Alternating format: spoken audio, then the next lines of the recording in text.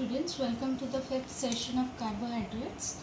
In this session we are going to learn the disaccharides of carbohydrates. So mainly what is a disaccharide? So disaccharide is made up of two monosaccharide units which may be same or different. Disaccharide is made up of two monosaccharide units which may be same, may be different. For example, under disaccharide we are going to learn the three types of disaccharides, that is maltose, lactose and sucrose. So first of all, maltose is a disaccharide which is made up of two monosaccharides, that is glucose and glucose. These two monosaccharide units may be same, may be different. Clear? So for example, in maltose the two monosaccharide units are same.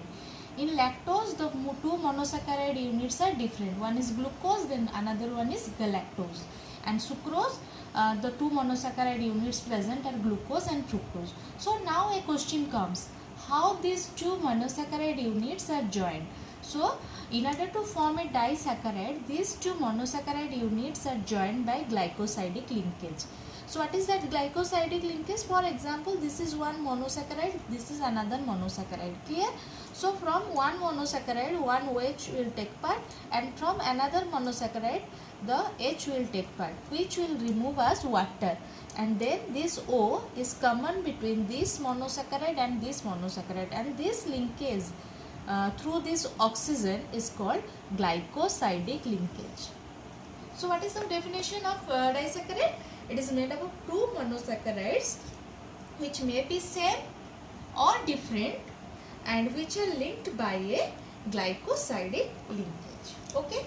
So we read one by one disaccharides. So first we will start the structure of maltose.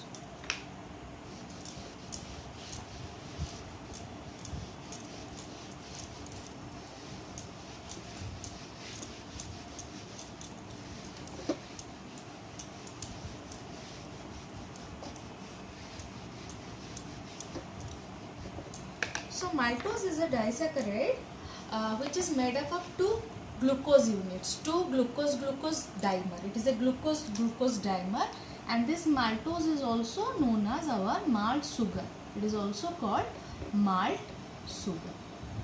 So we have to draw two glucose units first, then we have to join it by glycosidic linkage. Clear? So we will do two glucose units.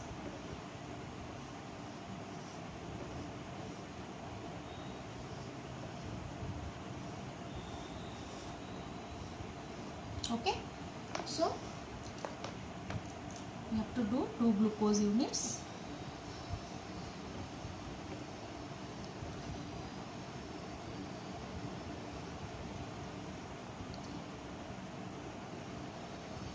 So these two glucose units are alpha D glucose and alpha D glucose. So you have to draw the structure of this glucose. This is OH. If OH is present at below, then it is alpha. If OH is present at above, then it is beta. So this way you have to remember H, OH, OH, H, H, OH, and this position is fixed, CH2H, H. The structures I have already discussed in my previous video, how to do this structure. Again, these two units are also alpha D glucose. Clear? Next you have to draw H, OH, H, OH, OH, H, H, OH, CH2OH and H.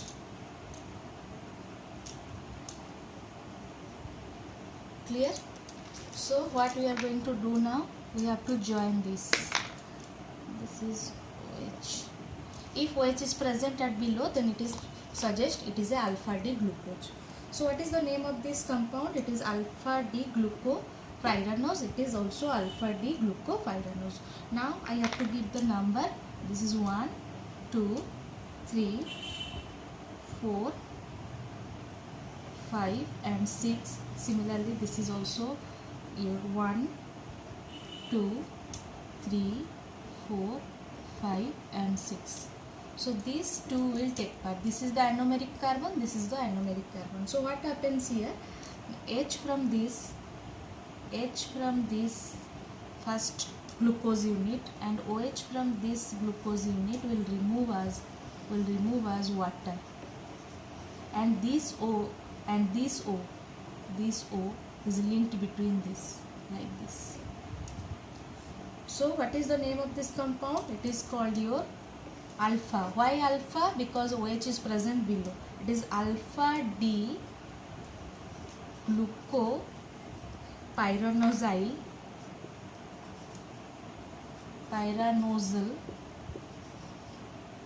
Why it is pyranosyl? Because it is a 6-membered ring. But where is the linkage? Here C1 and C4 carbon is linked. So you have to do like this, 1, 2, 4. Again, this name of this compound, this is again alpha D glucopyranose.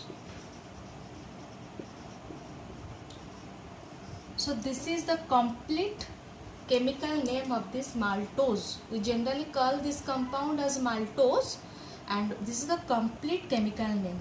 Alpha D glucopyranosyl for this glucose, and the link is between 1 and 4, carbon number 1 and carbon number 4. Then again alpha D glucopyranose.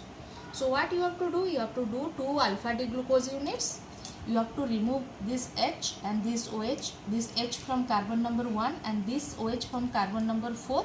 Then this water will remove, and this O and this O will link. I do it clearly. Okay, this is removed as water and this O is linked here. Clear? So this is maltose. So what are the chemical properties of this maltose? So first chemical properties is it is a reducing sugar. Reducing sugar means aldose is free. Aldose sugar, here this OH group is very important. Okay, listen carefully. So this OH group is not free. It is taking part in the glycosidic linkage. But you observe here, this aldose group is free here. So if the aldose or ketose group, in case of fructose, instead of aldose, here the functional group is ketone. So here one thing you have to remember, if the aldose group or ketose group in any side, either this alpha part or this part, either this monosaccharide part or this monosaccharide part is free, then it is a reducing sugar. So here maltose is a reducing sugar because here the aldose group is free. And if the aldose group is free, if it is reducing in nature, then the next point comes, it can form osagon. It can form osagon. So what is the first chemical property? It is reducing. It is a reducing sugar. It is a reducing sugar because here the OH group is free. Second, if it is reducing in nature, then it can form osagon. Osagon formation takes place. And this is nothing but the linkage glycosidic linkage is nothing but the formation of osagon. And here this shape of this osagon is, will be like sunflower shape. It is a sunflower shape. So next chemical properties is it shows mutarotation. What is mutarotation? I have already discussed. It shows mutarotation and it shows positive direction. It rotates in the positive direction. So it is a dextrorotatory sugar. It is a dextrorotatory sugar. Dextrorotatory. Clear? So this is all about maltose. Here what you have to remember, here linkage between 1 and 4 occurs and one end is free, so it is reducing. If a sugar is reducing, it will form osagon, and here osagon formation is nothing but this is called osagon formation and it is sunflower shape. Next, it shows mutarotation and it rotates in the positive direction, so it is dextrorotatory in nature. Okay, so move on to the next disaccharide, that is your lactose.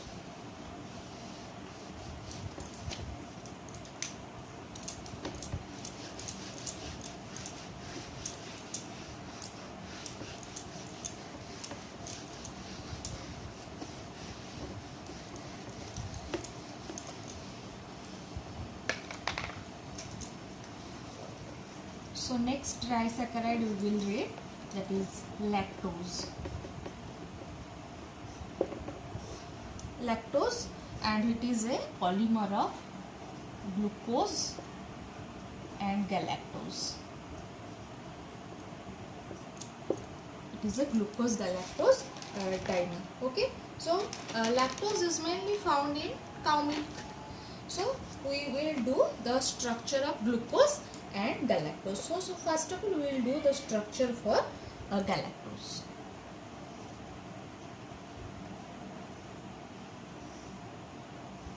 This is also a 6-membered ring, galactose, and glucose is also a 6-membered ring.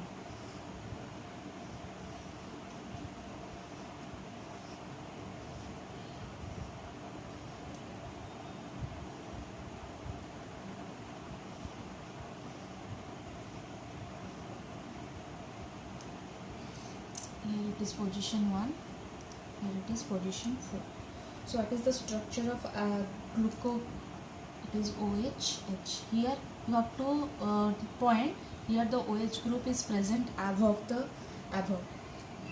H, OH, OH, H, OH, H, CH2OH and H. Clear? Next, OH, H, H, OH, OH, H, H, OH, CH2H and H. Okay. So first we have to name the two monosaccharides. It is called your beta D galactopyranose. What is the name of this compound? Beta. Why beta? Because your OH is present above. Always remember, if in the first carbon atom OH is present below, then it is alpha structure. If in the one position OH present in the above, then it is your beta structure. So it is called your beta D galactopyranose. Beta D galacto. Why pyranose? A 6-membered ring structure is also called pyranose structure. It is your beta D galactopyranose. So similarly here in the second monosaccharide unit, the OH is present above. So it is your beta D glucopyranose. It is made up of glucose and galactose. Okay, it is your beta D glucopyranose. Okay, now these two monosaccharide units joined to form lactose structure. Here also the joining occur at carbon number 1 and 4. Okay, so here what happens? This OH unit will attach with this hydrogen. I make it a square so it is easy to see. This OH unit will attach with this H and remove as water, and this O and this O is linked between this. This O will move here and this is called glycosidic linkage. Okay, so what is the complete chemical name of this compound now? So you have to join this beta D galactopyranosyl, beta D galactopyranosal, and the linkage between 1 and 4. So you have to put 1, 4. This is a complete one word. Okay, then comes beta D, next unit glucopyranose. Clear? So move on to its, this O is common, this O I written here. Okay, so what are the chemical properties of this lactose? Here also this aldose group is here in the bond formation, but this part is free. This part is free. Clear? So it is also a reducing sugar, and as it is a reducing sugar, it can form oxazole. It can form oxazole. Clear? And here the shape of the oxazole is powder puff shape. Powder puff shape. Next, it also undergoes mutarotation, and it shows the mutarotation in the positive direction. So it is a dextrorotatory sugar. Okay, so this is all about lactose. Then move on to the next disaccharide that is included in your syllabus, that is your sucrose. And this is very very important. The other two disaccharides, that is lactose and your uh, maltose and lactose are reducing, but sugar is a non-reducing sugar. This is an exception. Why it is a non-reducing sugar, I will explain here. Clear? So next next disaccharide unit we read, that is your sucrose. Okay, which is made up of glucose, one unit of glucose, here it is a monosaccharide, and another unit of glucose, that is your fructose. Glucose and fructose. Clear? So first our work is to draw the structure of glucose and fructose. So first of all we will draw the structure for glucose.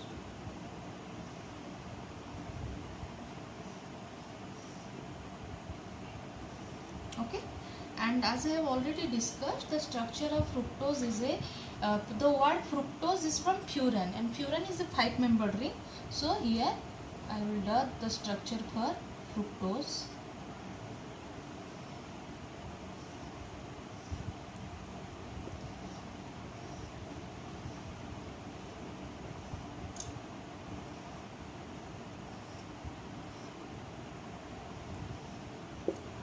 Okay, so next we have to put the other units.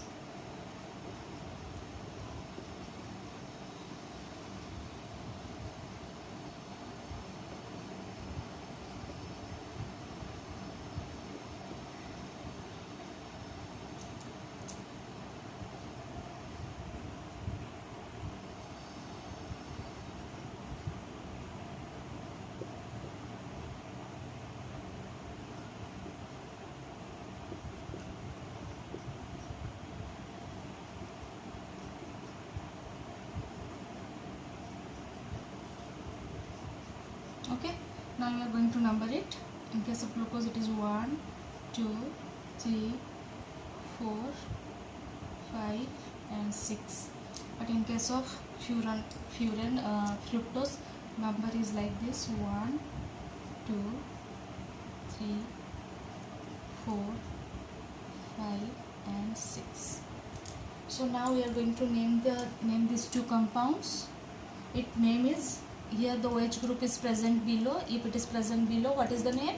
It is your alpha form, alpha D gluco. It is a 6-membered ring, so glucopyranose. Clear? Here the OH group is present below. OH group is present. Here the OH group is present below, so it is your beta D fructofuranoside. Beta D fructose, beta D fructofuranoside. Fructofuranoside. Why furanoside? Furanoside is used because it is a 5-membered ring. Now the linkage, where will be the linkage? So here this OH unit along with this hydrogen unit will be removed as water, and this O is common to these two. Here the linkage occur between C1 and C2. Clear? So what is the name of this compound? Complete chemical name: alpha D glucopyranose. The linkage between 1 to 2, then it is your beta D fructofuranoside. Okay, here in case of this, if OH group is present above, then it is your in case of fructose, if this group is present above, then it is your beta. If this group is present below, then it is your beta position. Okay, so here the CH2H is present above, so it is your beta form. If the CH2H group is present below, then it is your alpha form. So this is sucrose. Then the important chemical properties of sucrose. So here what you have to remember, see here the carbon number 1 in glucose, carbon number 1 in glucose, and the carbon second of the fructose is bound. Second carbon is bound. So there is no free group. There is no free aldehyde or ketone group. So it is a non-reducing sugar. Very, very important. It is always asked in the board exam, which is a non-reducing sugar. Sucrose is a non-reducing sugar. As it is a non-reducing sugar, it cannot form oxazone. Okay. So next comes mutarotation, which is very, very important. We call sucrose as a invert sugar. Why we call other name of sucrose is invert sugar? So from this point we will clear why sucrose is also known as your invert sugar. What is the reason to call it invert sugar? So this point will be clear from the next chemical property, that is your mutarotation. Mutarotation.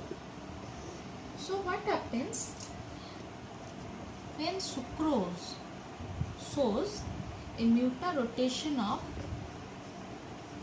62.5 degree and it is dextrorotatory in nature.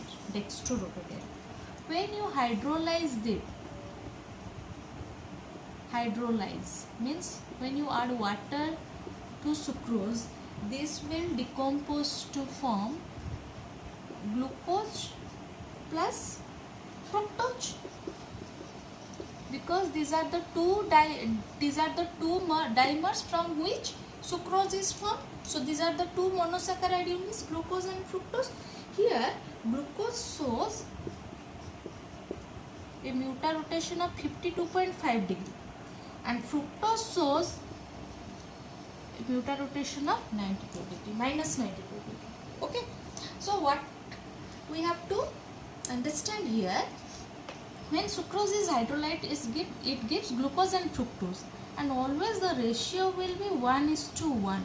If glucose will release 1 unit, fructose will also be released 1 unit.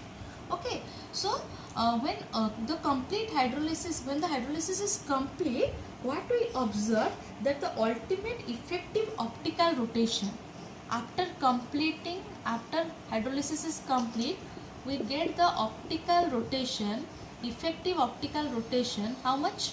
Effective optical rotation of minus 39.5 degree. Clear? So before hydrolysis, sucrose will give you plus 62.5 degree, which is dextrorotatory in nature. But when sucrose undergo hydrolysis, it will form glucose and fructose, which will be always in the ratio of 1:1. Here it will show plus 52.5 and here it is minus 92. So ultimate effective optical rotation will get after the hydrolysis is minus 39.5, and this negative value shows it is a levorotatory. The net resultant solution will give a levorotatory compound. So here the original compound dextro after hydrolysis is converted to levo. That means sugar is here reversed or inverted. That's why here sugar is called invert sugar, and this phenomena is called inversion phenomena. Okay. So this is all about disaccharide units, and in the last part of carbohydrates, that is polysaccharides, we will discuss in the next session. Okay. So thank you all. Stay home and stay safe.